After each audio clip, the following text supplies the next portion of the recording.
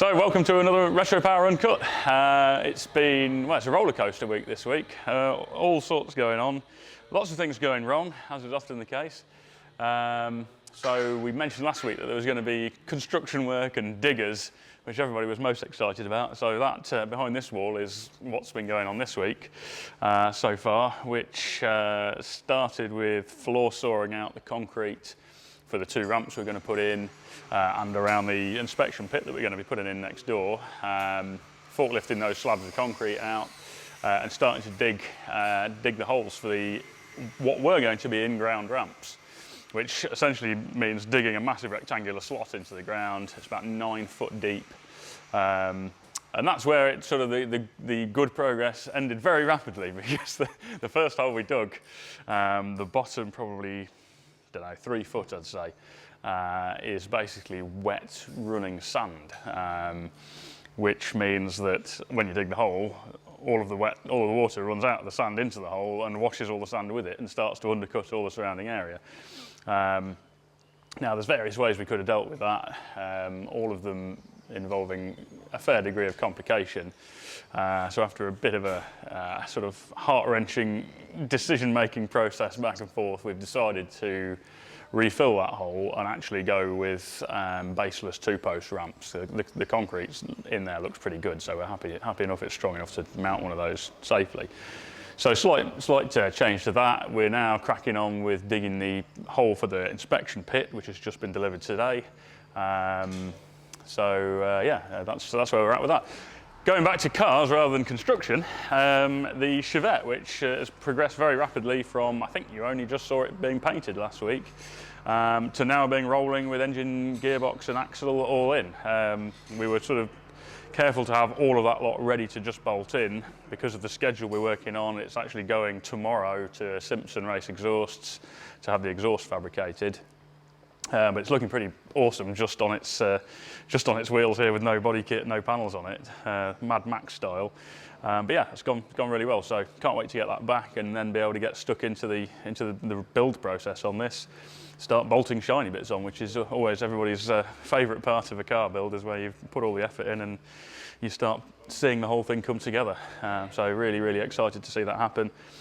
We painted the wheels. There's another thing that went wrong this week. We painted the wheels for this, the Revolutions, 9-inch rears, 8-inch fronts. Plenty of time ready to get it rolling, and then realised that the tyres we wanted, there was a massive back order on. So we're waiting, I think we've got a 3 or 4 week wait for certainly the rear tyres.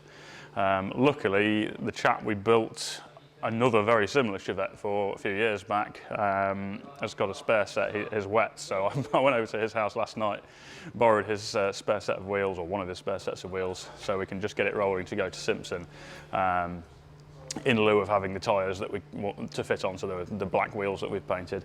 But yeah, in another week we should have this back and we can crack on with the build, so exciting on that. Clive's been doing a little bit of work on the Manta. It's got the oil cooler in there, the bracketry done for that. We've got a really small servo. It's actually a micro servo to fit in the small amount of space we've got left there. He's been working on the fabrication of the battery tray and finishing off a few bits of the fuel system on this. So no massive earth-shattering changes, but chipping away at progress on that. I won't loiter around these guys too long, but the guys are just offering the mock-up engine into the Clipper.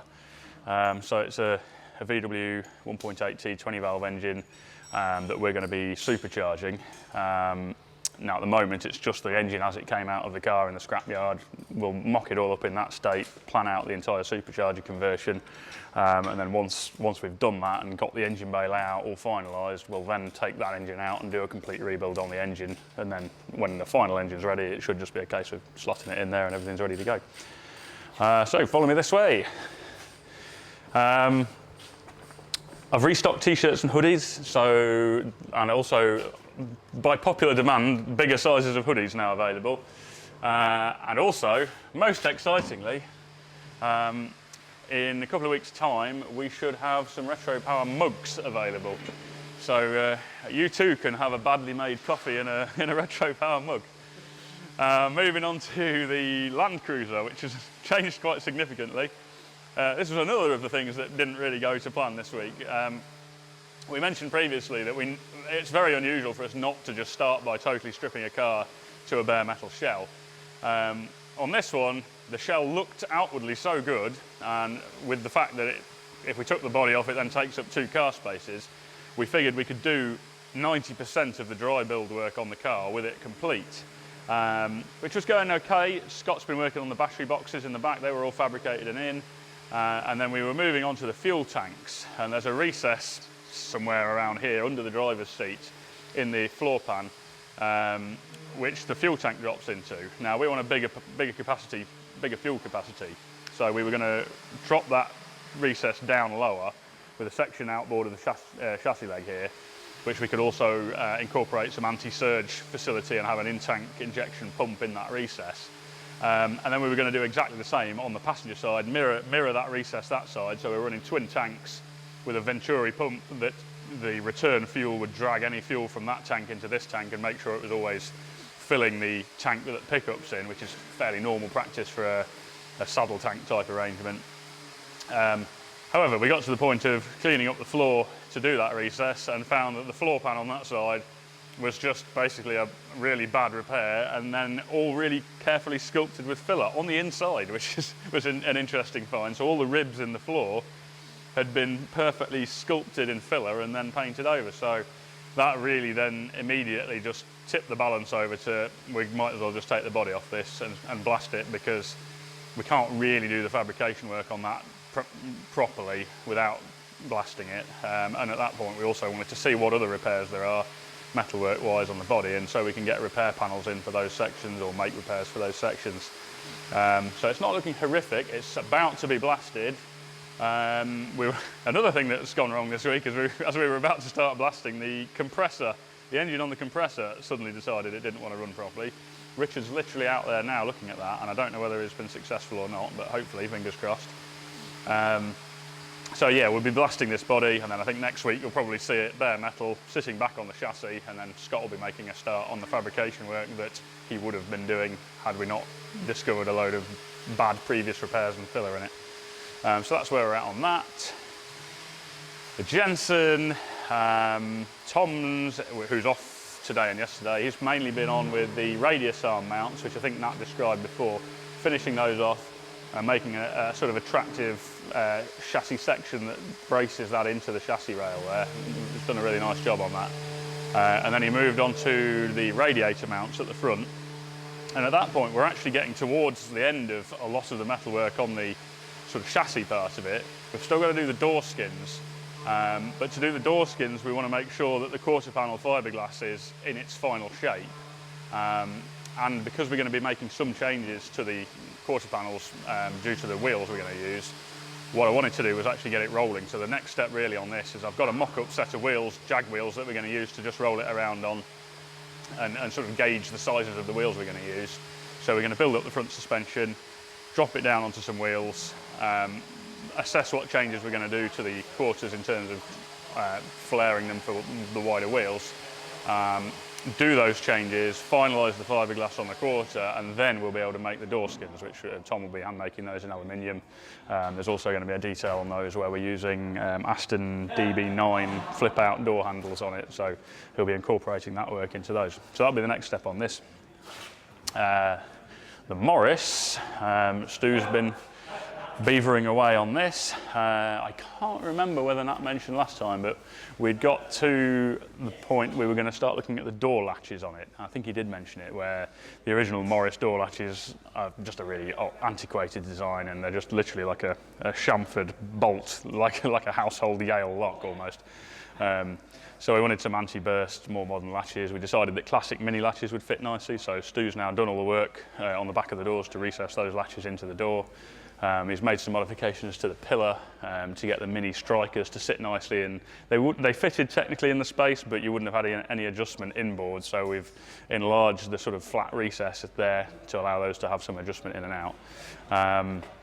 That's gone really well. They work a treat. And then further down the line, we're going to be making a billet door handle mechanism, which will bolt into the position of the original Morris one, but it'll have a crank integrated into it that changes the outward motion of the door handle into a downward motion to push a link rod that opens the mini latch.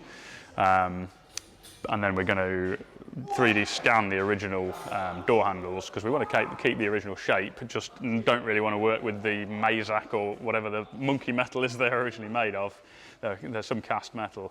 So we're going to do billet machine brass ones so we can get a real nice chrome finish on them. And then Stu has moved on to doing the window and door frame changes. So the owner of this car wanted us to investigate the feasibility of doing single piece glass that basically eliminated the quarter light at the front, and introduced a small infill triangle in the front corner of the door that we could then use to mount the mirror rather than mounting it off the door skin. So that's what Stu's working on right now, basically making a revised door frame where the vertical at the front of the glass is much further forward. We'll then do a machine billet infill in the corner that integrates the mirror mount, and we'll have threaded tapped holes in it that actually mount the door frame parts as well.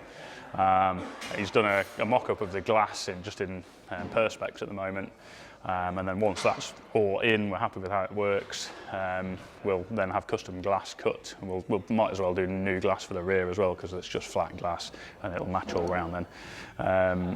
And we'll also be doing some work to introduce the electric window lifters, which is possibly going to go down the same lines we did with the Jensen in terms of using Defender window lifters. We haven't checked them out for size yet, but it's an obvious starting point because it's a nice simple pivoting arm lifter that fits into quite a small space. So that's what we'll use as our starting point on that. And I think actually that's about it. There's going to be a bit of a body shop blackout over the coming months because, of course, as you've probably picked up over the last few months of episodes, there's been a secret car loitering in the workshop, which has now made it through to the paintwork stage, and now the Chevette's sort of completed paintwork more or less. We've still got to do the panels. That's the car that's being worked on in there at the moment, so you won't see a lot of action from the body shop over the next sort of couple of months, but then I'm hoping that quite excitedly at the end of the year we'll probably be able to reveal what that car was, and I'm really looking forward to showing you what that is. So that's it for this week. Nat will see you next week for the next tour, and have a good weekend.